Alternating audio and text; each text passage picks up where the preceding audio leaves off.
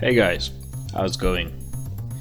In today's video I want to show you some KTM power parts I bought for my KTM A90 adventure, but as far as I know these are usable for 890 series of the bikes like Rally R, probably Dukes, but don't take my word on it. These support adapters are just aluminum CNC orange shiny things. It's well, there's no power upgrade or anything in those.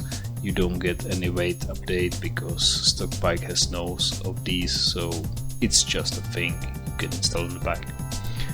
The rear brake fluid cover is again aluminum CNC cap of the canister with brake fluid, and the stock cap is even lighter.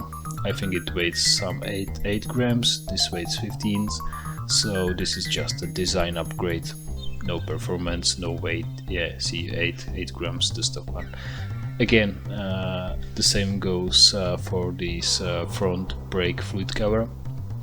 It's orange, it's shiny, it's a visual upgrade over the black stock one, but the black stock one is also made of aluminum and it weighs the same. I think the difference between those two is 1 gram, so no performance upgrade here either.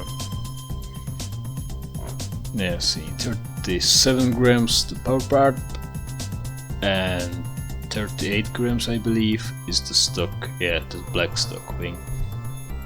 This is brake lever. I am not going to show this installation of this one because I'm waiting for clutch lever too. I'll make a video on both of those. Ignition cover protection, and I also bought the clutch cover protection.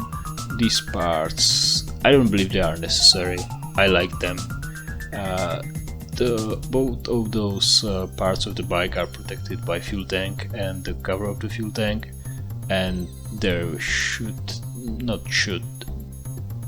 you would need to find a very specific obstacle on the ground while dropping the bike to hit exactly the place this part is covering, so I don't think this is necessary for protecting the bike. This is just for me a visual upgrade of the bike.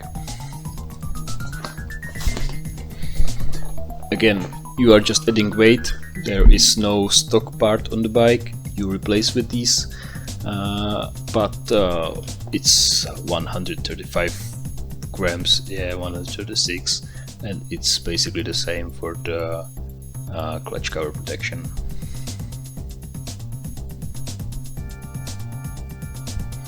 Both of these are nicely CNC'd. They are orange, shiny, KTM. Yeah, go. If you want some visual upgrade of the bike, this may be the way to go for you.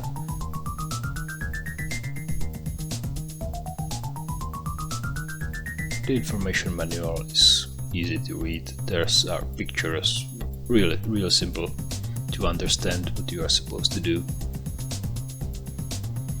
We will start with the support adapters. As you can see, I had some regular screws screwed in the bike. As I said, they work fine. They are just ugly. This is nicer. I added some screw glue on this because while I had regular screws in there, I found out that they tend to unscrew themselves while riding. So putting a little bit of glue is worth, at least to save the money for a new part. Yeah, put some glue, put it in. I believe I used 10 Nm momentum to tighten these screws. Yeah, clean the excessive glue, of course. And then I used, as I said, 10 Nm of power on the screwdriver to tighten these up. Yeah, it's the same for both sides of the bike, so nothing complicated here.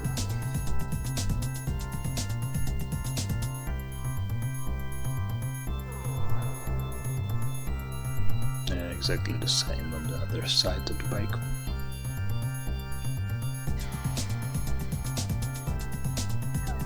Yeah, let's see if this works.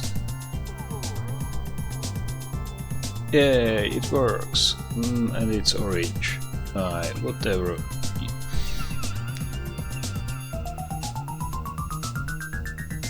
Now, front brake fluid cover. Again, very easy swap. Put the screwdriver, screw those screws out. You have to take, there's a rubber part inside the container, and you put it on the new part. Yeah, see? No, not yet. Here, the rubber part, you put it out. It's easy, it's not screwed or glued or anything. You put it out. Of course, clean everything, not mess with your bike. You put it on the CNC power part and screw it in. This video is like 2 weeks old. I'm riding the bike for 2 weeks now, and I have to say this part sucks because it is probably unprecisely milled or has some space or something. The brake fluid is going out on all the sides of the container. So I don't know if I got the wrong part or this is a regular thing, but the brake fluid is all over the bike now. I put the stock one back and I'm in contact with my dealer to find out what's wrong, or yeah, they maybe give me a new one, or we will see when I get there. But again, performance upgrade 0. Rear brake fluid cap, again, as I said, this stock one is lighter, but it's black and not ugly, but not nice either. So you are just swapping part for a nicer part. No performance upgrade here. Again, easy to swap. Put the black out, put the orange in, you're done.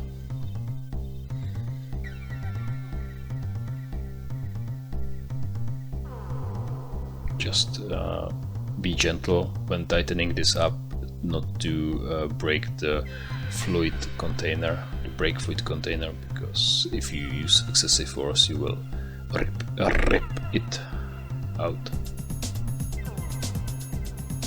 And the clutch cover protection, as you can see, even with the screws, it's like 134 grams. Those screws are the same as the screws in the bike, so you are putting 2 screws out and putting the new screws in, so it's like 130 grams real added weight. But yeah, there's one step you can skip, because the manual thinks those 2 parts, the black one and the orange one, will be separated, but they came in already screwed, so there's one excessive step. There's this spacing, you just glue it in. It puts the cover like 3 millimeters apart from the engine cover, original cover, to let the air flow through. Yeah, take out 2 screws, and notice that these screws I'm putting out are shorter than the screws which came in with the cover protection. With the yeah, I'm showing it right now. The original is on the left, the new is on the right, because there is a spacing on the clutch cover, so it has to be this longer screw. Everything sets, so I again use screw glue to hold the screws in place. I think I put like 50 Newton meters of torque, I'm not sure. There's no specific value in the informations in the manual, so I just went by feel. What I felt is right. I think it was 15 or 20 Newton meters to tighten those screws in. As you can see, this protection part is basically behind the fuel tank and the fuel tank cover, so the so the protection it provides is probably negligible, but again, shiny orange KTM. I think this is more it has more purpose on 89 Duke, because there's no tank or tank cover protection, so no protection of the engine from this side. But again, if you would have to drop it very specifically to have some advantage of this thing. Well, as far as I know, well, as far as I can say. On the other side, you have to remove the tank cover, tank protector. There's nothing like that in the manual, so I believe this manual is mainly for 890 Duke, because they say nothing about removing the fuel tank protector. There are only 4 screws, 2 in the inside, 2 in the outside. Just screw them out, put it out, and you now have access to the place you need to unscrew the screws to put it in.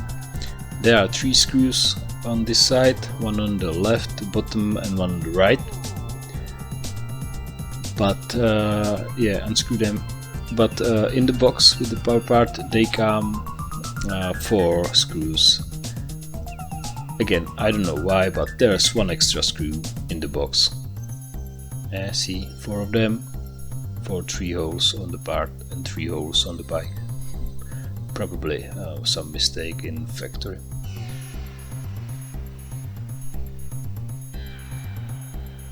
Again, the original screws are shorter, the new screws are longer, because there are those spacing things between the bike and this protection part. You put this sticker on, it's again like 2-3 millimeters separating the protection part from the original cover. Again, I added some screw glue, because I need to be sure that those screws are kept in the place. I don't want to lose any of those.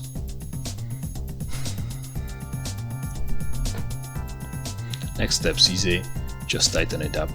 Again, I added some 15 or 20 Newton meters of torque to ensure those screws are held in place. As you can see, there is a little bit of room to let the airflow go through, to keep it cool, and to make some additional space of protection. But as you will see, the fuel tank protector is making great work. I dropped my bike on the left side while training some low speed maneuvers, and there's not even a scratch on the tank. The fuel tank protector takes it all. I think this is very well made on this bike, and there is basically no need for some protection, extra protection. Okay, that's it. I hope you find this useful, and see you guys later.